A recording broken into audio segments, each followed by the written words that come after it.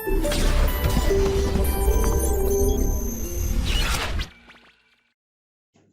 are the questions.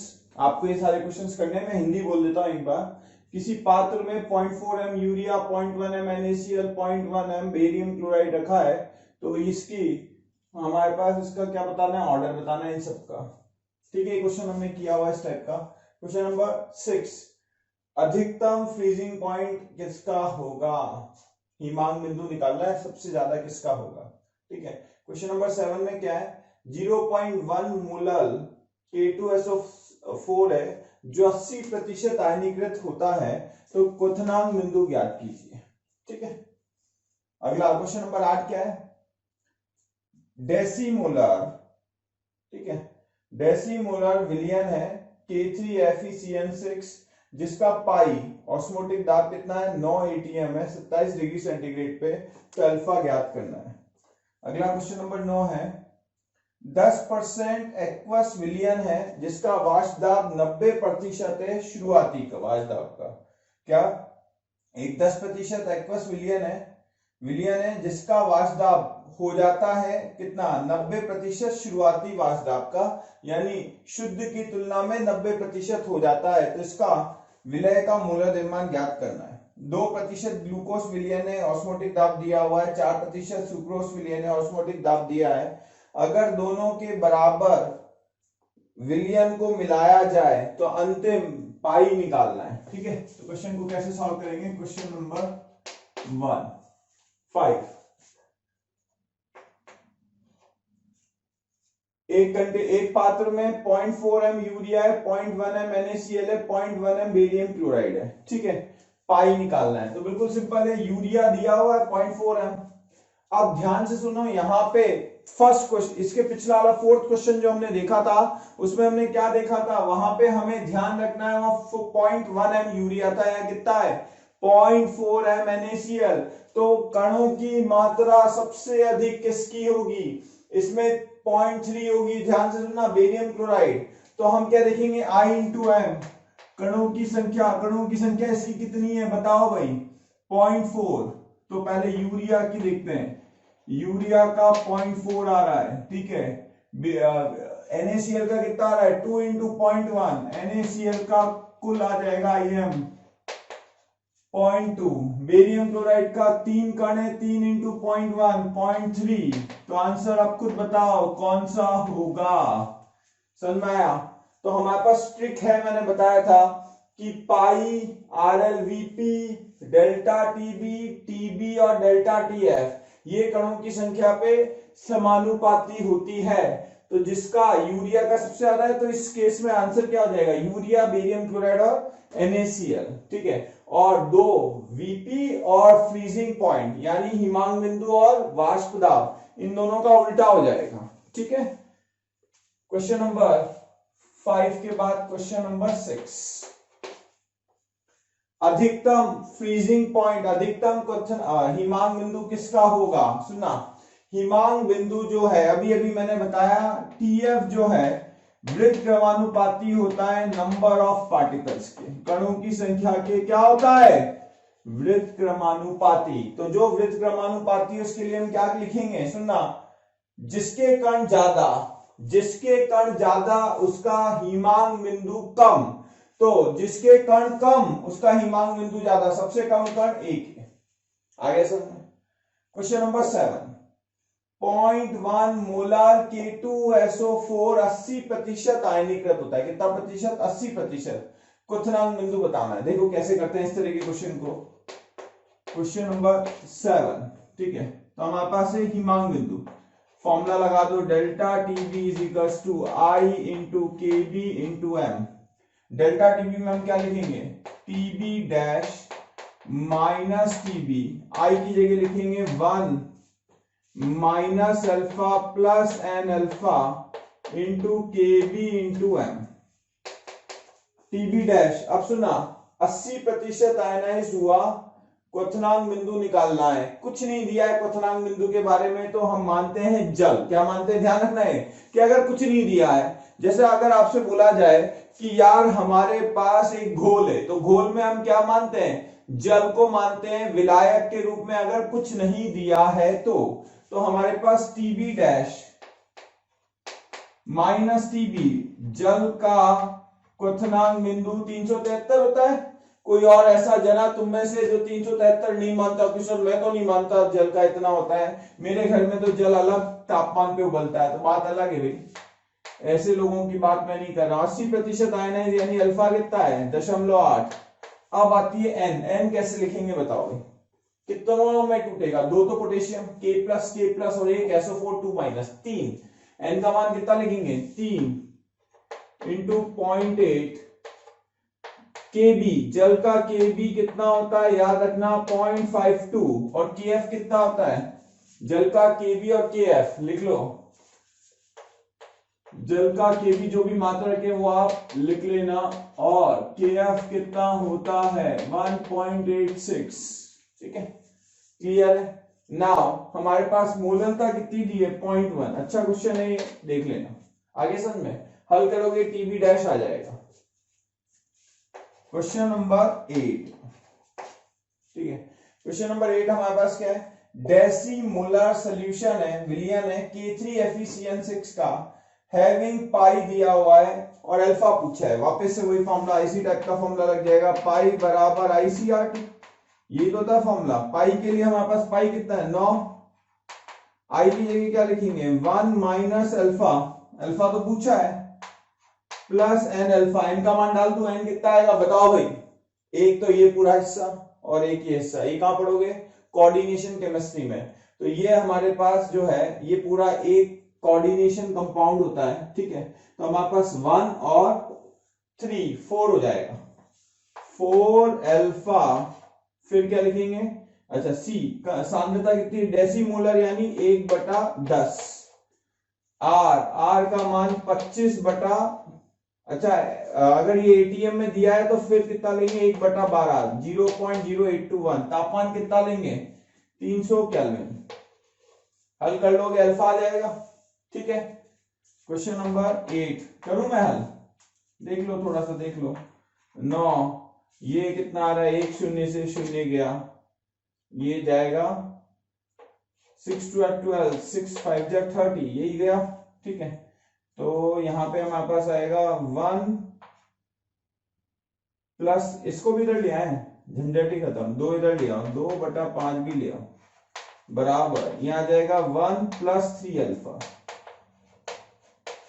ठीक है, 1 को इधर ले आओ, हल कर लो तो हमारे पास कितना आएगा 9 दूनी 18/5 minus 1 is equals to 3 alpha. ठीक है, तो कितना आया ये 18 में से 5 गए 13/5/3 आ जाएगा, अल्फा आ जाएगा हमारे पास। ठीक है, अगला क्वेश्चन है। अगला क्वेश्चन है हमारे पास क्वेश्चन नंबर 10। 2% ग्लूकोज विलियन है जिसका ऑस्मोटिक दाब 4 ATM है, 4% सुक्रोज। बहुत बढ़िया क्वेश्चन है बच्चों। सर ये परसेंटेज दिया है ऐसा तो हम समझ ही नहीं पा रहे। अरे एक बात बताऊं, जब भी 2 विलियनों को मिलाएं कौन सा फॉर्मूला लगेगा बोलो?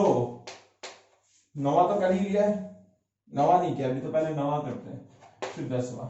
90 में क्या 10% एक्वस सोल्यूशन है, वास्तव 90% है। इस तरह के क्वेश्चन जब भी आ जाए ना कि 90% रह गया 80% रह गया, तो क्या करो शुरुआती किसका? विलायक का मान लो 100। अब उसने कहीं विलायक नहीं बोला, ये हमें सोचना पड़ेगा, हमारे दिमाग का यूज करना पड़ेगा। तुम्हारा तो बहुत अच्छा दिमाग है, संभाल के रखा हुआ, यूज करते हो नहीं।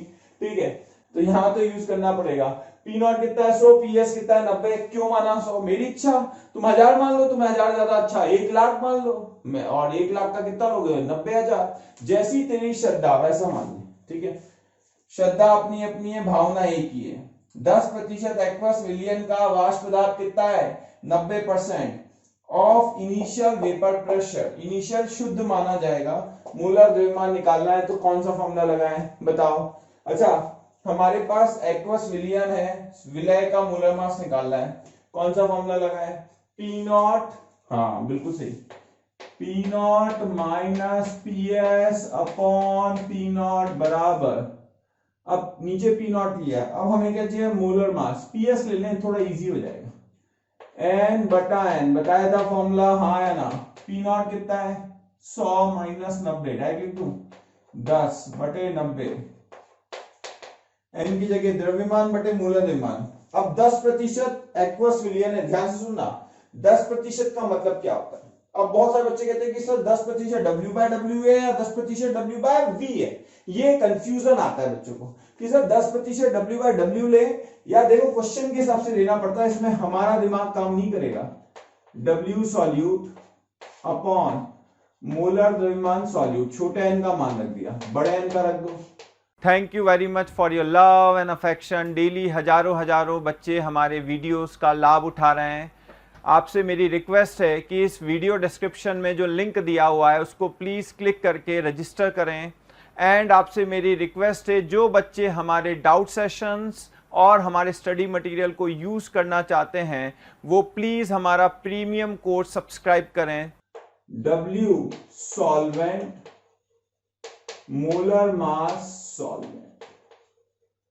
तो अब 10% दिया है तो सबसे अच्छा तरीका है, सुन लो, टोटल 100 मान लो, 10% एक्वस विलियन है। याद रखना, ये इंपॉर्टेंट है। देखो भाई ध्यान से सुनना, बहुत सारे बच्चे यहाँ गलती करते हैं। अब क्वेश्चन के हिसाब से तो प्रतिशत W/W चाहिए, तो प्रतिशत W/W, क्योंकि ऊपर W और नीचे W। अगर नीचे V होता तो मैं इसे प्रतिशत W/V मान लेता। तो प्रतिशत W/W दिया है 10, इसका फॉर्मूला लगा दो। प्रतिशत W/W का फॉर्मूला क्या होता है? W सॉल्यूट विलय बटे W विलियन गुणा 100 बराबर 10। अच्छा एक बात समझना, ध्यान से सुनना। अगर मैंने ये 100 ले लिया, अगर मैंने मान लिया इफ W विलियन कितना लिया है, अगर 100 लिया, 100 से 100 कट जाएगा, ये और ये कट जाएगा, तो W सॉल्यूट कितना हो जाएगा? 10। तो W solute therefore W solute कितना हो जाएगा? तो ऐसे नहीं लिखें, इतना सारा ना लिखें, ऐसे लिख लें। देखो ऐसे लिखो, 10% दिया हो तो 10 ग्राम सॉल्यूट, और ऐसे लिखेंगे 10 ग्राम सॉल्यूट जो है 10 ग्राम विलय 100 ग्राम विलियन में है। ये ज्यादा बेटर। इतना सारा लिखने की जगह कि यार इतना लिखूं या ये लिखूं, एक लाइन ज्यादा बेटर है। तो प्रतिशत W/W की डेफिनेशन क्या है? 10% जो है, इसका मतलब क्या है? विलय का कितना प्रतिशत 100 ग्राम विलियन में, विलय का कितना प्रतिशत। तो अगर हमने 100 मान लिया है तो 10 किसके बराबर हो जाएगा? इसके विलय के द्रव्यमान के बराबर, यानी प्रतिशत W/W जो है 10 के बराबर है। तो W सॉल्यूट 10 के बराबर तब होगा जब इसे 100 मान लिया जाएगा, तो 100 कट जाएगा, तो ये इसके बराबर हो जाएगा। या यूं समझ लो 10 ग्राम विलय किसमें? 100 ग्राम सॉल्यूशन में। यहाँ क्या है? विलायक। यहाँ क्या है? विलियन। तो क्या करना पड़ेगा? ध्यान से सुनो, इसमें क्या करें? W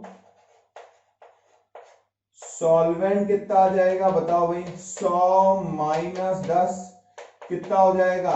90। तो W सॉल्वेंट भी मुझे पता लग गया। क्लियर हो गया? इसे सॉल्व कर देते हैं, सॉल्व कर रहे हैं, ठीक है। तो हमारे पास क्या है? 10 ग्राम सॉल्यूट 100 ग्राम विलियन में, W सॉल्वेंट कितना है? 90, ठीक है। आगे ऊपर मान डाल रहा हूं, तो यहां आ रहा था 1/9, ठीक है। यहां पे कितना है? 1/9 के बाद हमारे पास है W solute 10, W solvent 9, sorry 90 into molar mass हमारे पास ऊपर तो विलायक, विलायक यानी पानी, जल का मोलर द्रव्यमान। ध्यान से सुनना, बहुत सारी बातें जो क्वेश्चन ने बहुत कम डेटा दिया है, क्वेश्चन ने डेटा बहुत कम दिया है, फिर भी हमें बहुत सब अजम्पशन लेना पड़ रहा है। तो कितना आ जाएगा? ये गया 9 से 9 गया, कितना आया? सॉल्यूट का मोलर मास भी 18 आ गया। गलती तो नहीं की, चेक कर लेना भाई सॉल्व करने में। यही क्या? 100 माइनस 90, 10 बटे PS कितना है? 90, 10/90 ये आ गया। n की जगह W upon molar mass, n की जगह W अपॉन मोलर मास, ये हमने लिख ही लिया, ठीक है। W अपॉन W का मान 10/90, मोलर मास विलायक 18, मोलर मास विलय निकालना है। क्वेश्चन नंबर 10, 2% ग्लूकोज सॉल्यूशन को जिसका ऑस्मोटिक दाब ये है, और एक, अब समझो, दो अलग अलग विलियनों को मिलाया है, ठीक है। एक कौन सा है, एक तो ग्लूकोज है और एक सुक्रोज। मान लो मैंने तुम्हें एक ग्लूकोज का विलयन दिया, एक सुक्रोज का, सब तो पी जाएंगे, क्यों, गर्मी पड़ रही है, ग्लूकोज पी लेंगे। याद रखना बॉडी में हमारा शरीर जो है शक्कर ज्यादा और नमक ज्यादा को झेल नहीं सकता। तो आप अलग से अगर कहीं पे भी शक्कर ज्यादा यूज कर रहे हैं तो आपके शरीर के लिए बड़ा घातक है। कैंसर शक्कर की ज्यादा बीमारी है, अगर बॉडी में शक्कर ज्यादा रहेगी कैंसर सेल्स ज्यादा एक्टिव रहते हैं। तो आप शक्कर जैसे मिल्क विल्क के उसमें शक्कर मिलाना छोड़ दो भाई, बहुत जरूरी है। जहां शक्कर की जरूरत नहीं है वहां शक्कर यूज ना करें। तो हमें क्या निकालना है, पाई फाइनल, पाई फाइनल निकालना है। यानी जब भी हमारे पास कहानी क्या हो, जब भी हमारे पास दो विलयनों को मिलाया जाए या चाहे दो विलय को एक विलयन में मिलाया जाए, मैंने बोला भी था अगर दो विलयनों को मिलाया जाए तब तो ये फॉर्मूला लगेगा ही। अगर दो विलय को मिलाया जाए तो सुनना आयतन वही रहेगा, V V V V V V cut जाएगा तो ही फॉर्मूला जाए, पाई फाइनल बराबर पाई 1 प्लस पाई 2। तो हमेशा फॉर्मूला कौन सा लगाना है, ये हमें सीखना पड़ेगा, क्योंकि जब हम क्वेश्चन सॉल्व करेंगे तो दिक्कत आएगी। अच्छा, दोनों के बराबर आयतन मिलाए गए, बराबर आयतन मिलाए गए यानी 2v। पहले का पाई कितना है, 4, पहले का आयतन v, दूसरे का 1 आयतन v। तो हमारे पास क्या आ जाएगा, पाई फाइनल बराबर 4 और 1 5/2। अच्छा ध्यान से सुनना कि सर हमारे पास इस 4% और 2% का क्या होगा, कुछ नहीं होगा, इसकी क्या जरूरत है, इसकी तो कोई जरूरत है ही नहीं, हमें तो सीधे सीधे सॉल्व करना है। समझ में आया, क्लियर है। और क्वेश्चन सॉल्व करते हैं हम। क्वेश्चन से आपको करना है, हमारे पास क्या है, पहला क्वेश्चन है 3.9 ग्राम बेंजीन है, 9.2 ग्राम टॉलिन है, उनका वाष्पदाब, शुद्ध का वाष्पदाब 100 और 200 है। तो आंशिक दाब निकालना है बेंजीन का, आंशिक वाष्पदाब निकालना है किसका, बेंजीन का मिश्रण में। ठीक है, वापस से लिख लो, 3.9 ग्राम बेंजीन है एवं 9.2 ग्राम टॉलिन को मिश्रित किया गया, जिसका वाष्पदाब 100 एवं 200 mm है। तो बेंजीन का आंशिक वाष्प दाब ज्ञात कीजिए। क्वेश्चन नंबर 12,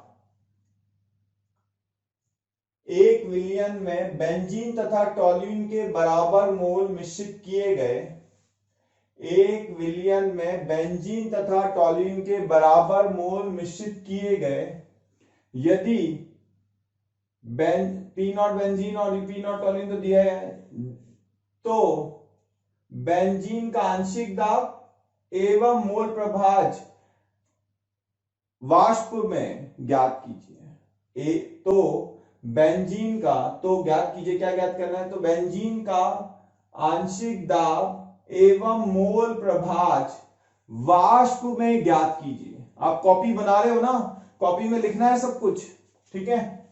वापस से बोल देता हूं एक बार, बेंजीन तथा टॉल्यूइन के बराबर मोल मिश्रित किए गए एवं P0 बेंजीन 100 है तथा P0 टॉल्यूइन 200 है। तो बेंजीन का आंशिक दाब एवं बेंजीन का वाष्प में मोल प्रभाज ज्ञात कीजिए।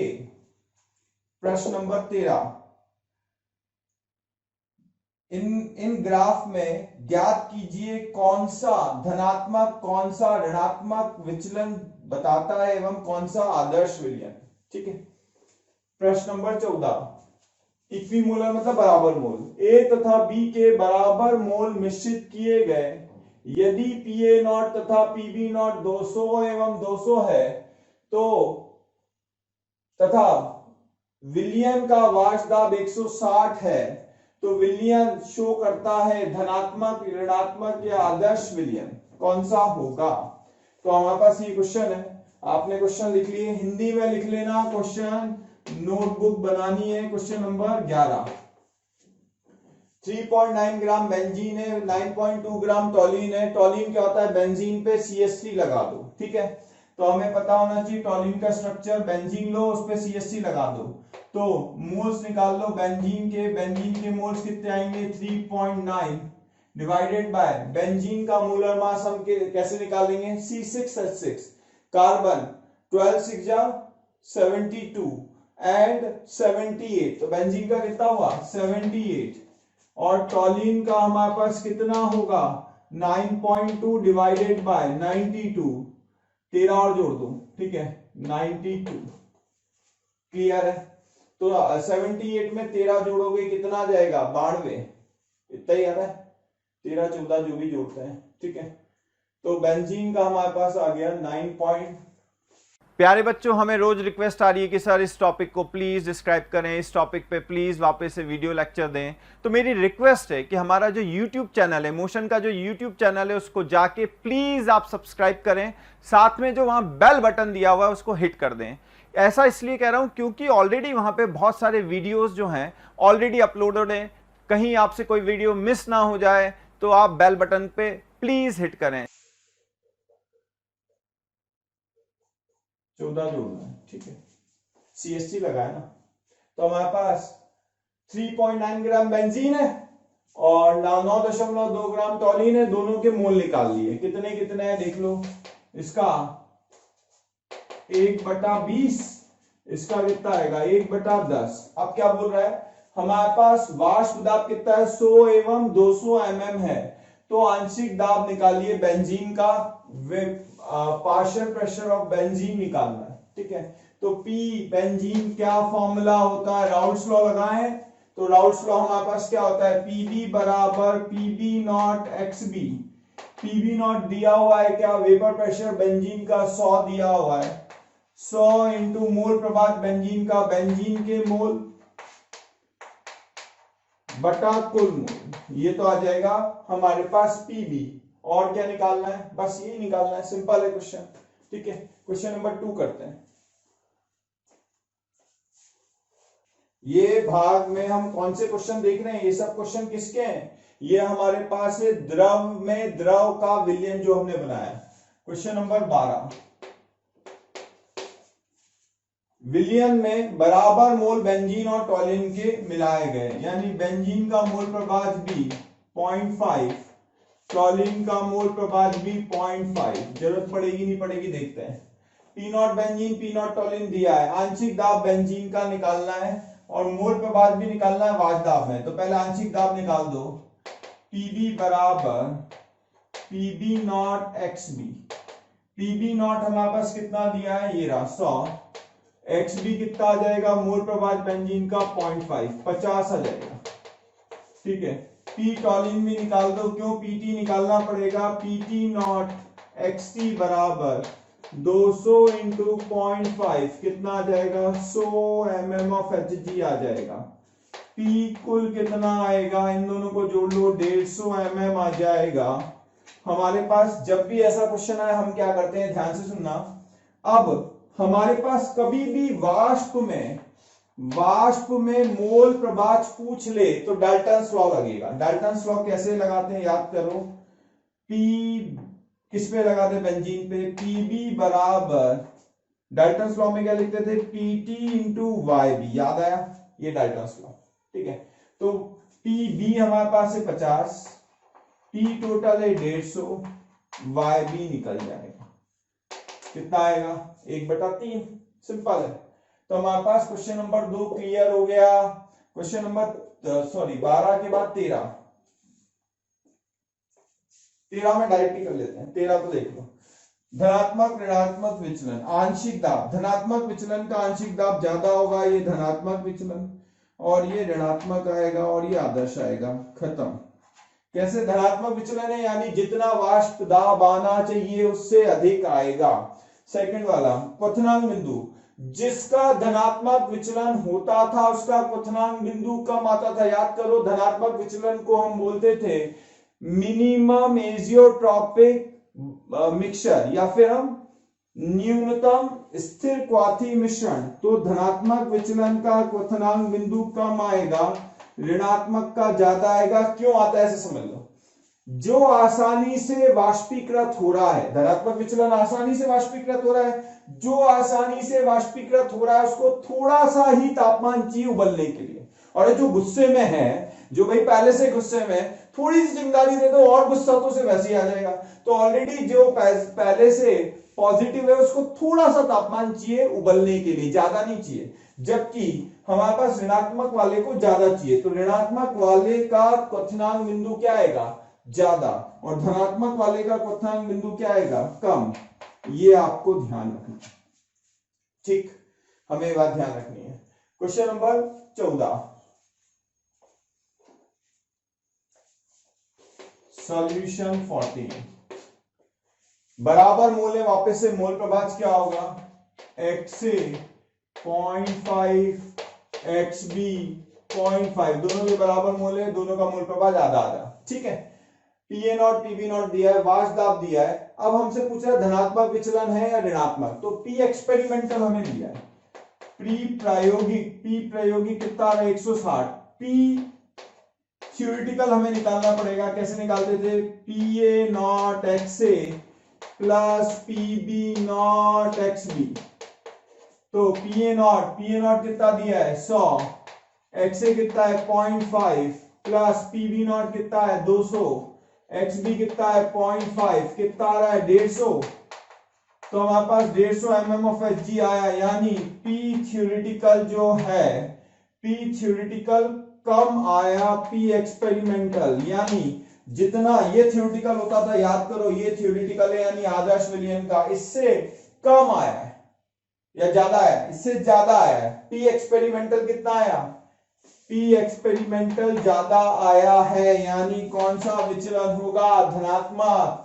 धनात्मक विचलन में जितना हमारे पास प्रायोगिक रूप से आता है उससे ज्यादा आता है, जितना थ्योरेटिकल उससे ज्यादा आता है प्रायोगिक रूप से, तो धनात्मक विचलन हो गया। समझ में आ गया। प्रश्न लिख दिए हैं, हिंदी कर देता हूं। क्वथनांक बिंदु अधिकतम किसमें होगा, ठीक है। हिमांक बिंदु में सबसे ज्यादा कमी किसमें होगी, समझ में आ गया। यहाँ पे 2MAl2SO4 whole thrice isotonic with, किसके साथ आइसोटोनिक होगा, Al2SO4 होल थ्राइस, ठीक है। विलयन है, परासरण दाब दिया है, ये तो समपरासरी तो पता ही है ना, आइसोटोनिक का मतलब समपरासरी, तो परासरण दाब दिया हुआ है, परासरण दाब का ऑर्डर बताना है, ठीक है। यहाँ पे समपरासरी ये बताना है कि हमारे पास दो विलयन है, समपरासरी है या यहां से यहां प्रवाह, फ्लो मतलब प्रवाह होगा, ठीक है। क्वेश्चन नंबर 20 में क्या है, 6 ग्राम यूरिया को 100 ग्राम जल में घोला गया, हिमांक बिंदु और क्वथनांक बिंदु बताने हैं, ठीक है, विलयन के। और क्वेश्चन नंबर 21 क्या है, क्वथनांक बिंदु बताना है 1 मोलार NaCl विलयन का, 1 मोलार NaCl विलयन का क्या बताना है, क्वथनांक बिंदु, ठीक है। तो आपको ये क्वेश्चन करने हैं, पॉज द वीडियो एंड ये क्वेश्चन सॉल्व करो, ठीक है। क्वेश्चन नंबर 1, क्वेश्चन नंबर 1 क्या है, मैक्सिमम बॉइलिंग पॉइंट, सबसे ज्यादा क्वथनांक बिंदु किसका होगा। देखो क्या होता है डेल्टा टीबी में, कहानी समझना, वैसे तो हमें पता है, देखो डेल्टा टीबी यानी चारों colligative property, delta TB, delta TF, RLVP और पाई, ये चारों संख्या पे निर्भर करती है। इसके अलावा एक और चीज बताई थी, कौन, टीबी, तो 4 तो कॉलिगेटिव प्रॉपर्टी हो गई और एक टीबी, ये सब संख्या पे निर्भर करती है। टीबी जो है कॉलिगेटिव प्रॉपर्टी नहीं है, ठीक है। तो अनुसंख्या गुणधर्म कौन है, चारों अनुसंख्या गुणधर्म संख्या पे निर्भर करते हैं। तो देखो किसमें संख्या ज्यादा है, जिसमें संख्या ज्यादा होगी, ये मैंने बताया था डेल्टा, ये सब किसके, नंबर ऑफ पार्टिकल मैंने बताया था, ठीक है। तो जिसमें संख्या ज्यादा होगी वो आंसर होगा। सबसे ज्यादा संख्या है, देखो मूलतः तीनों में सेम है, अब संख्या इसमें कितनी है 4, इसमें कितनी है 1, इसमें कितनी है 2, तो I इंटू M देख लिया करो, क्या देख लिया करो, I इंटू मूलता, तो किसमें ज्यादा है,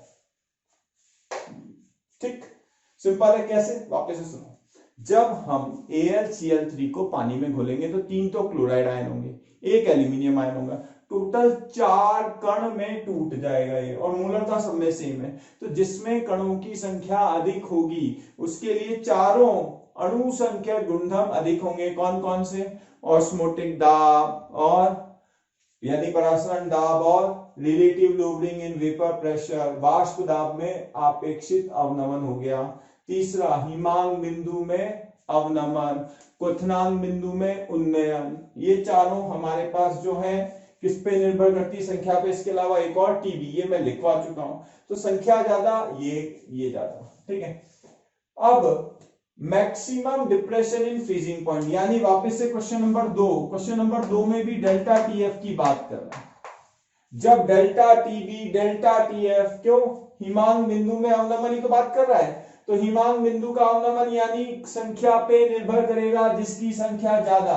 तो अब देखो I इंटू एफ, 2 इंटू 4 कितना आएगा, 2 इंटू 4, इसका कितना आएगा 7 इंटू 1, इसका कितना आएगा 1, मूलरता इंटू आई कितना है 3 और 2 5 इंटू 1, 5 इंटू 1, और इसमें सब में। अच्छा एक बात बताओ, जिसमें संख्या ज्यादा होगी उसका डेल्टा टीएफ ज्यादा होगा, तो डेल्टा टीएफ किसमें ज्यादा है, 7 एकम 7, 4 दूनी 8, ए ऑप्शन दिख रहा है।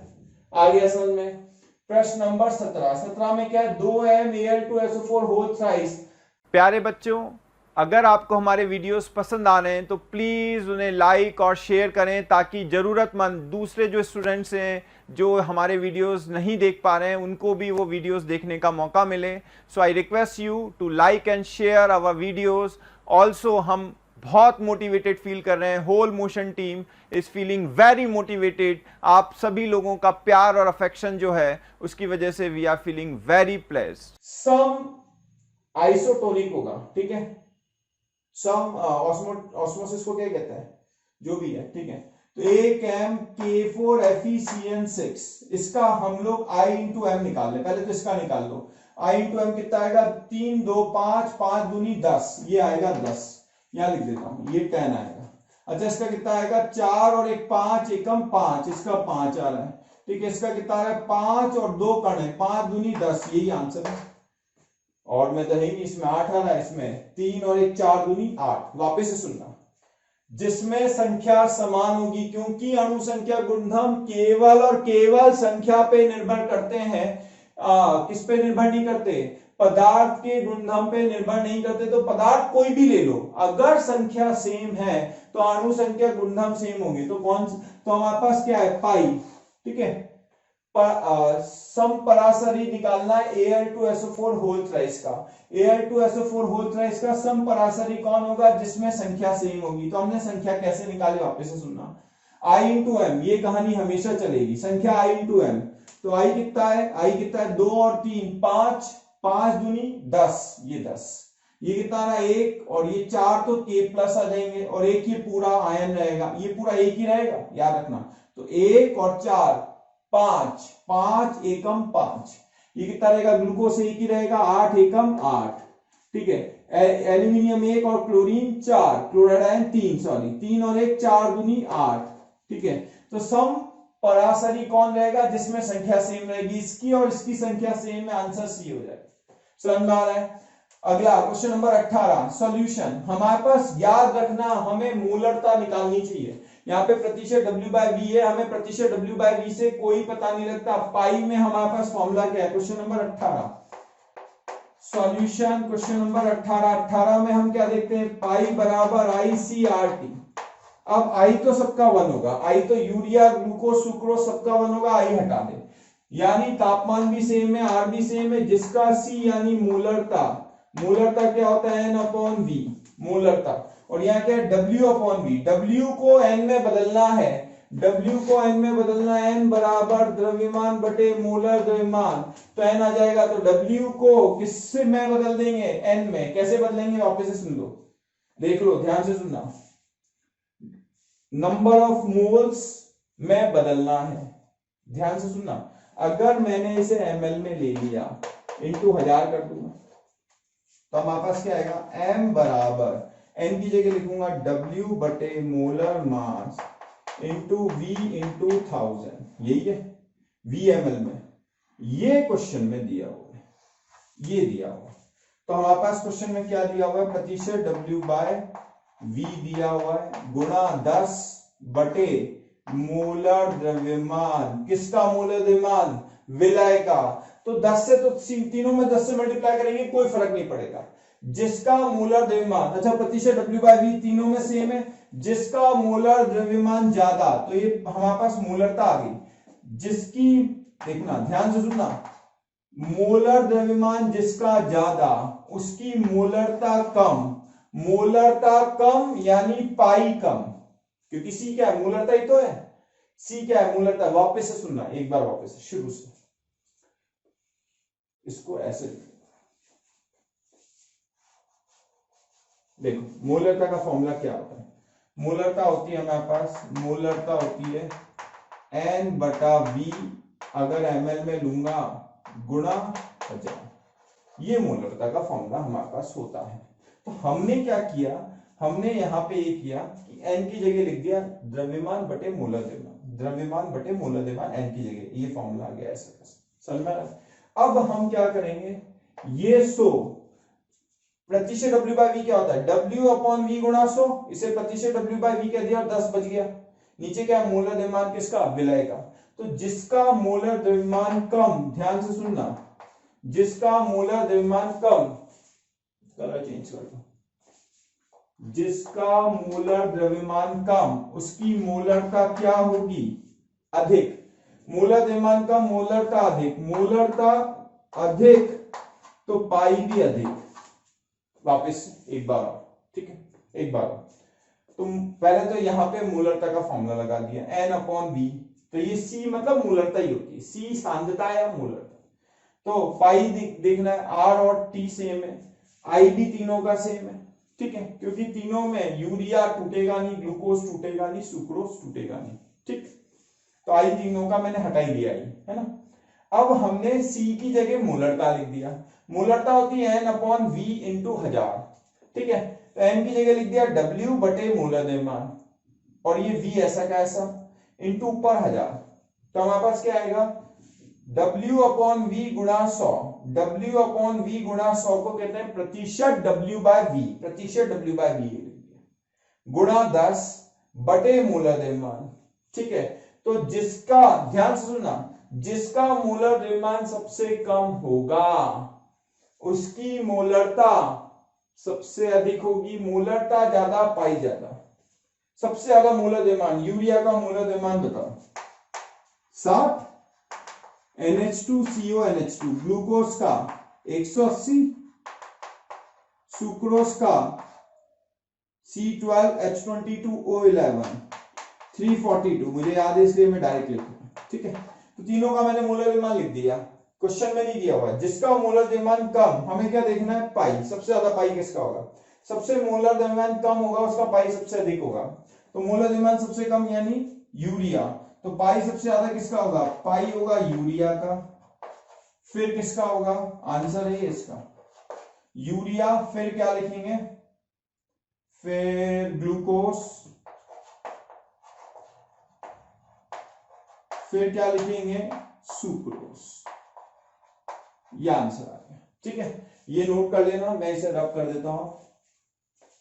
क्वेश्चन नंबर 19 में आप सुन लो, I इंटू एम, हर जगह I इंटू एम, ये कंसेप्ट है, I इंटू एम।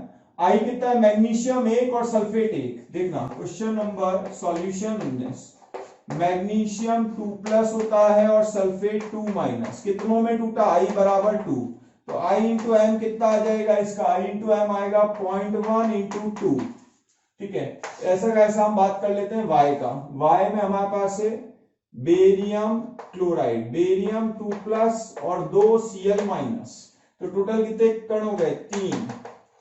तो I इंटू एम कितना हो जाएगा, 0.1 इंटू 3, ठीक।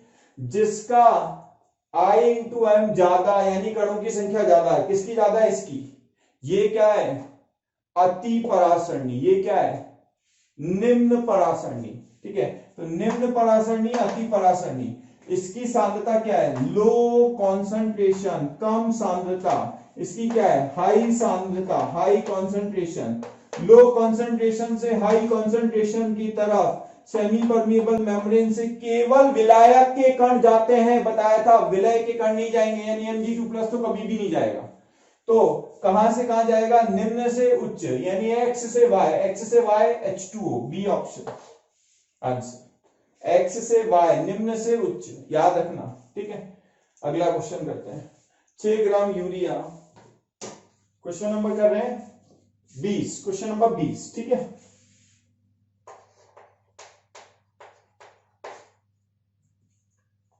ग्राम यूरिया को 100 ग्राम, अब हमें क्या निकालना है, हिमांक बिंदु और क्वथनांक बिंदु। तो जब भी निकालने हो तो हम फॉर्मूला लगाते हैं मोलरता वाला, तो मोलरता निकालो, मोलरता होती है N बटे द्रव्यमान, N किसका, विलय का, द्रव्यमान किसका, सॉल्वेंट का, विलायक का, अगर ग्राम में करना है गुणा 1000, ठीक है। एन की जगह क्या लिख देंगे, अब सुनना, यूरिया के मोल्स 6/60, पानी का द्रव्यमान 100 गुणा 1000, ठीक है। तो हमारे पास एक आ गई मोलरता। तो डेल्टा टीएफ निकाल लेते हैं पहले। डेल्टा टीएफ में साइन का ध्यान रखना, अगर कुछ समझ नहीं है मैग्नीट्यूड लगा देना, आई इंटू के एफ इंटू एन। तो हम लोग क्या करेंगे, 273 माइनस, एक्चुअली क्या होता है हिमांक बिंदु में क्या होता है, अवनमन कम हो जाता है, तो मैंने कम वाला बाद में लिख दिया है और जो ज्यादा है वो पहले लिख दिया, या तो आप मॉड लगा लो अगर समझ में नहीं आए तो। आई 1 है, केएफ होता है 1.86, मोलरता 1, सॉल्व कर लेना। तो टीएफ डैश आपके पास कितना आएगा, ये इधर जाएगा, इधर 273 माइनस 1.86 केल्विन। डिग्री सेंटीग्रेड में जनरली आंसर दिया होता है, बदल लेना, ध्यान से सुनना। अगर डिग्री सेंटीग्रेड में आएगा तो माइनस 1.86 डायरेक्ट हम कह देंगे। And delta TB is equal to क्या होगा, I into K B into M. TB dash ये बढ़ता है, अवनमन और उन्नयन, ठीक है, तो ये अवनमन होता है। और पानी का कितना होता है 373, आई 1, के बी कितना 0.52, मोलरता कितनी 1, सॉल्व कर लेना, आंसर आ जाएगा, ठीक है। क्वथनांक बिंदु निकालना है 1 मोलार NaCl विलयन का, ठीक है। तो वापस यही फॉर्मूला लगा दे, टीबी डैश 21 का सॉल्यूशन है, क्वेश्चन नंबर 21। तो हम क्या करेंगे, टीबी डैश माइनस 373, I2 है, I into K B into मोलरता कितनी है 1, सॉल्व करेंगे, ये भी आंसर आ जाएगा, ठीक। सिंपल क्वेश्चन है, अगर आप करोगे तो आपसे हो जाएंगे, ठीक है। तो यहाँ पे चैप्टर अपना खत्म होता है। अब आपको अभी भी कोई डाउट रह जाए मुझे व्हाट्सएप कर देना, ग्रुप में व्हाट्सएप कर देना, मैं बता दूंगा, ठीक है। ऑल द बेस्ट बेटा, अच्छे से करना। थोड़ा शुरू में ट्रबल होती है पर क्वेश्चंस खुद करने चाहिए, मैं सारे क्वेश्चन कर दूंगा तो आप नहीं सीख पाओगे, आपको खुद कोशिश करनी चाहिए। थोड़ा सा हार्डवर्क लगेगा शुरू में, बाद में आसान लगेगा, ठीक है। डियर स्टूडेंट्स, जो आप वीडियोस देख रहे हैं, अगर उनके डिटेल्ड वीडियो आपको चाहिए या पूरा कोर्स आपको चाहिए तो please call our toll free number 180021217999। I am repeating it again, 180021217999। Thank you.